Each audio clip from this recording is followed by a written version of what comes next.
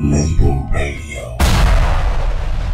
When you tell the story about Ice Cube and he was jealous of everybody for getting more pussy, like those songs were him dissing the girls for not, messing with him. So it's funny that you say that and then hear those songs. It's kind of like he was definitely angry at women because he wasn't getting the same love that the rest of the guys was getting. Well, I think part of it is that he really isn't a street guy, but part of it is he was younger than them. Yeah. I mean, the difference between 17 and 21, that's a big difference. Yeah. These guys were cool guys. You look in the dictionary under cool and you see a picture of Dre and Easy, and those guys were cool. Yeah. Ice Cube was very young. Also, remember that N.W.A. weren't all street guys. So what we're talking about now is poetry. Ice Cube was a poet. He was the poet laureate of the hip-hop movement on the West Coast. So he was just writing lyrics, not necessarily espousing or living those lyrics, but he wrote those lyrics, and, he was a poet. And the things that N.W.A. talked about, they didn't necessarily believe in all those things, but where they grew up, the things they talk about were reality. Yeah. They weren't misogynist. They were realist. Yeah. They're saying, hey, we're not saying that you should beat up women, and we're not saying that you should rob banks and liquor stores. We're just saying where we grew up, that was the reality of our life. When they wrote Fuck the Police, they were saying that's the reality of a young African American's life in the inner cities. And what it did was, for the first time in history, people in Kansas and Nebraska and Minnesota, all of a sudden now it just wasn't the Rhodium, man. Yeah. It wasn't just the inner city in DC. All of a sudden, the entire world understood, what it was like to grow up in Compton. Yeah. And it's funny, you in your book, you told a story about getting harassed by the police in 87 in front of the studio, and how Easy was like, yo, Jerry, chill. This is kind of like, par for the course. We kind of go through this on a regular basis. And then you fast forward, 30 years later, and we're still dealing with some of the same stuff as far as, Mike Brown. What do you think about that as our society? Because evidently they haven't woken up yet. Obviously, when N.W.A. did Fuck the Police, wasn't the first black dude that ever got beat up on the freeway by a bunch of cops. No. It was just the first time anyone ever videotaped it. So, because of social media nowadays, things that no one would have ever known about before are now commonplace. You're finding out about things instantaneously. Yeah. People are photographing them on their phones and sending them out over social media. So I think that things are much better now. Okay, yes, they're not perfect. Okay, but I think that N.W.A. did more for race relations in this country than anyone except Bobby Kennedy and Dr. King. I think if Dr. King and Bobby Kennedy would have been alive today, this is exactly where they would have been. Really? That's what I think. Wow. That's profound, because there's a lot of people out there probably saying how and why, because NWA, it definitely gave a voice for the voiceless and us being in the city. But as far as, internationally, people didn't really understand. They still don't understand what's going on with our society still. And now it's on TV, but they still don't understand. I have Emma's Canadian, her Canadian friends are like, what's going on? And this is 2015. Maybe 30 years ago, it wouldn't have gotten the kind of notoriety. The same horrible things would have happened, but nobody would have known about them. Yeah. Okay? So, and I think one thing that social media has done, I think social media is now taking up. I think that they are going to be a big factor in really progressing these kinds of things that are happening so that sooner or later they won't happen anymore, hopefully. Hopefully. So let's do it. Let's take it on a more positive note. The early days of Ruthless Records. When you and Easy embarked on this mission, you guys had a bunch of acts around. You had JJ Fad, you had Arabian Prince, you had a few people around. What was the energy like during that early days when it was first getting started, before you guys, before NWA kind of blew up and did their thing? What was the energy like? I think the most important moment of my life was when Easy, who, the story about him paying Alonzo $750 to meet me was a true story. Yeah. So when I'm standing in front of Macola on a Tuesday afternoon, March the 7th, the 3rd, whatever it was, of 1987, he gets out of his tricked out Suzuki Samurai, reaches down in his sock and pulls out a wad of money and pays Alonzo. And I said to him, because I didn't want to be there. I just did it because Alonzo needed the money. Yeah. I mean, for months he had been trying to meet me. So when I said to him, okay, man, what's up? So he said, nothing. He didn't say a word. He just handed me a cassette. And when I played straight out of, Boys in the Hood, I said, wait a second. This is the most important music that I've heard since maybe 1964. I said it has the rebellion of the Rolling Stones. It has the anger and intensity of the Panthers, who I also knew very well and represented some. And it has the poetry of Gil Scott-Heron. I said, this is the most important music that I've heard. I said, what do you call this band? He said, N.W.A. And I said, what's that stand for? No whites allowed? And he said, not really, but that's close. He laughed. He puts on Straight Outta Compton. Straight Outta Compton, crazy motherfucker named Ice Cube, and a band called Niggers with Attitudes. And I said, wait a second. This is just too heavy. I said, I can't believe what I'm hearing. I said, this is what I've waited for all my life, is something like this. So it was really a pivotal moment in West Coast gangster rap, but it was also a pivotal moment in both of our lives. Yeah, and during that early days, you had Arabian Prince, which was like the fifth guy in a group, and he just kind of fell off and disappeared. What happened to Arabian Prince? Nothing. There was no arguments, no fight. He just one day didn't show up, that's all. And Easy, who always had a B plan, had Ren and he had Cube, and Cube was going to college and whatever, but just one day Arabian Prince just decided he didn't want to be in the group. And he just didn't show up. We're still all good friends. He did a lot of the really early great production stuff at N.W.A. He did Supersonic. Did he ever come back around once you guys started to blow up? Did he ever come back around? No, I think he wanted to have a solo career, and he's a good guy.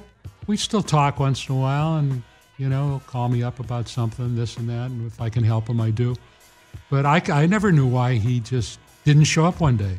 It's not like he was mad at anybody. It's not like when Ice Cube left. Yeah. It's not like when Dr. Dre left. He just left. It was really strange. Yeah, it sounds very strange.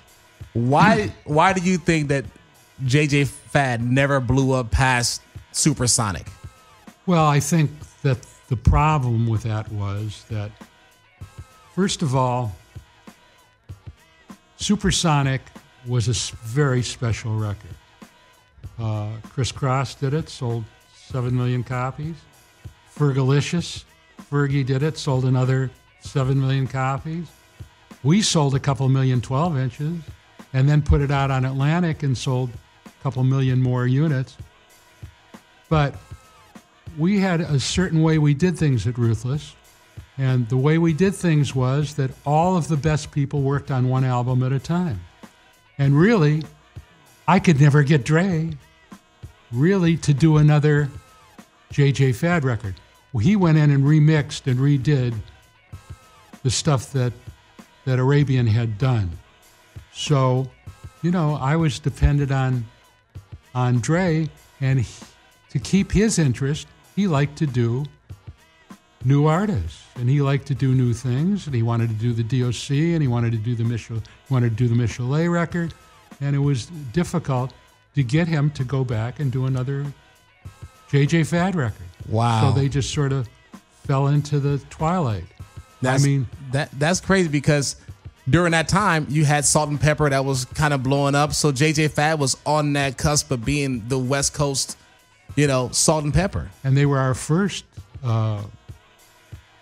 chart record. Yeah. It was our first really big record. We made lots of money with that record. And those girls, I just loved those girls. They were like my daughters. They were like Easy's sisters. I mean, we used to fight over who used to get to take them shopping in Beverly Hills. I mean, we just loved them, and I still love them. I have a big picture of them in my house when we were doing a video in New York, and we bought them these New York jackets, all studded and everything, Easy and I. And once we start getting more into gangster rap, then it was real tough to do JJ Fad records. Yeah, of course. Why didn't you guys ever get other producers in the mix while Dre was there? Since Dre was kind of the main go-to guy, why wasn't it never another Arabian Prince or those guys in the mix? Was there ever a conversation about that? No. I mean, if you got Babe Ruth batting fourth in your lineup, I mean, who are you gonna replace him with someone else? No, the guy's the single greatest producer in the history of the music business. But you need Lou Gehrig around him too to get on the bass. Well, we had all those guys. We had the DOC, and we had. I'm talking about producer-wise, because you only had one producer in the crew. The greatest producer in the world. Even Michael Jordan needed some help. Let's look at what. Yeah, he needed Scottie Pippen. Yeah, exactly. Dennis Rodman. But let's just look at Dre's career. Look, he's not my buddy. I don't hang out with him. I see him once in a while at a gas station. We say hello. Yeah. I see his mother every day because she lives a couple houses from me, and we all were very friendly. You see his mother every day. So when he was dissing you like that, what did his mother say to you? That's her son. I mean, what do you think she's going to say? Usually when your son does something, disrespectful or something to an older person, your mom usually apologizes for her son. Did she ever apologize? No, that was between her and him. She and I were cool. So, I mean, let's just look back. Okay. World-class wrecking crew. Yes. Okay. Turn Out the Lights, which was Michelet sang on. Yeah. JJ Fad, N.W.A, DOC, Eminem, The Game, 50 Cent, Kendrick Lamar, The Chronic, Tupac. You can. Yeah. Who do I replace him with? Yeah. No, I wasn't saying replace him. No. I'm saying add.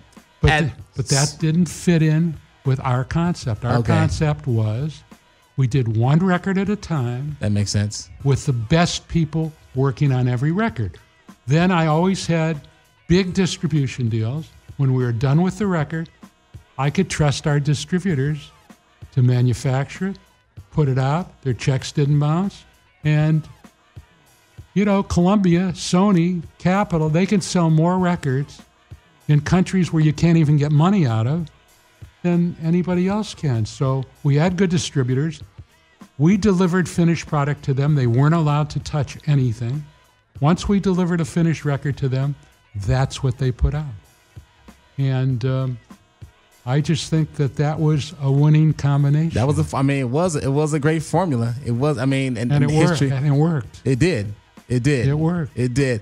So when you guys were doing this music, and you had great music in the building, when you started knocking on those doors and all those doors started slamming in your face, was there any doubt after that? Because you knew the music was great in your mind, but everybody said, you're crazy, Jerry. Even some of your closest friends that you did business with said, you're crazy, Jerry. Was there ever a point in that time when you said, you know what? I can't do this anymore? This is sort of gets into a funny area because you start getting into egos. Yeah. Okay? Now let's just look at Jerry Heller's career. Elton John, Creedence Clearwater, I discovered them when they were called the Gollywog.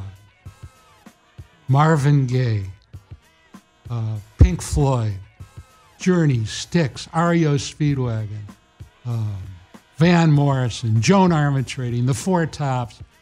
I mean, I don't really need to ask anybody if something is good. So I understand that sometimes you're out of sync with what's happening. You have to be in sync with what's happening. But if I think something's good, that takes... See, when I heard Boys in the Hood, that took all the guesswork out of it. That takes the element of music out of it. This guy's handing me the most important album of the 20th century. I recognized that. My job was to do two things. Number one, to secure distribution. He could have sold 200,000 units himself at swap meets. Okay? My other job, beside distribution, became a marketing problem. See, he made it easy for me. I didn't have a music problem. You don't have a music problem when somebody says, here, I want you to sign Roberto Clemente. Yeah. I mean, he gave me the music. Yeah. It was done. Yeah. I represented all the artists before N.W.A. I represented all of them in different groups. No, I hear you on that, but my question was more towards after you had the music and you had the amazing product and you were going to people to try to get distribution or get labels to kind of partner up with you and they were closing the doors in your face. Was there any ever doubt during that time about what you were doing or what you had? Okay, so I go to Joe Smith. Joe Smith was an ex-disc jockey. He was chairman of the board of Capitol Records, one of the most important companies in the world. He's chairman of the board, friend of mine. Yeah. I did the Van Morrison deal with him. I mean, Doobie Brothers. I mean, so I go to Joe and I play him a record that starts off, what the fuck is up? Who the fuck is he? Coming on the mic is Easy Motherfucking E. And he looked at me and he said, you know, Jerry, you got to stop getting high.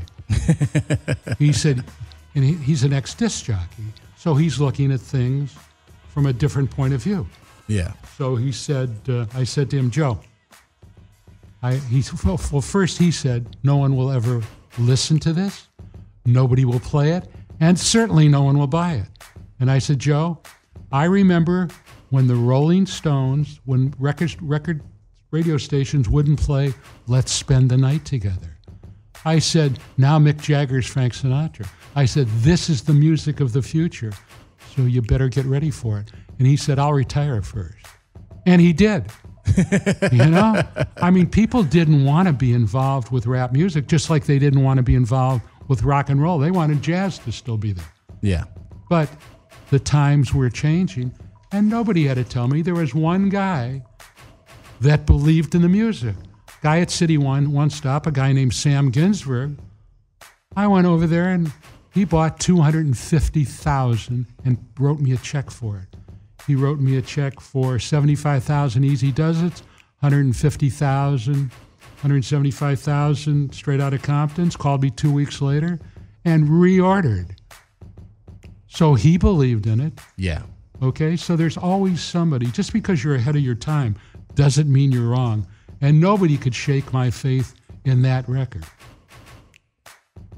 So there was never no doubt, basically, what you're saying. There wasn't a doubt in my mind. No doubt in your mind. I knew that sooner or later that I would make a deal that was why Easy went in business with me. And you said in your book, you know, you left McCullough kind of just, I left and I joined forces with Easy the day that I met him. I did. I had, you know, I was managing Egyptian Lover, Rodney O and Joe Cooley, World Class Wrecking Crew, JJ Fad, the LA Dream Team. I was making a lot of money. And when I heard that, I called a meeting of all of those acts, and I said, listen, I can't manage you anymore. I'm going in business with this guy. Now, if we sign you at his record company, then we're going to be together. I said, otherwise, I wish you luck, you know? I mean, you don't get that opportunity that many times in your life. How many Elton Johns and Pink Floyds do you think there are? You know, how many NWAs are there? Very rare. There's only, sociologically, only one. Only one. Just like politically, Public Enemy, man. There's only one. You're right. You're right. Let's take another break real fast and let's get into some of the music, and then we're gonna come.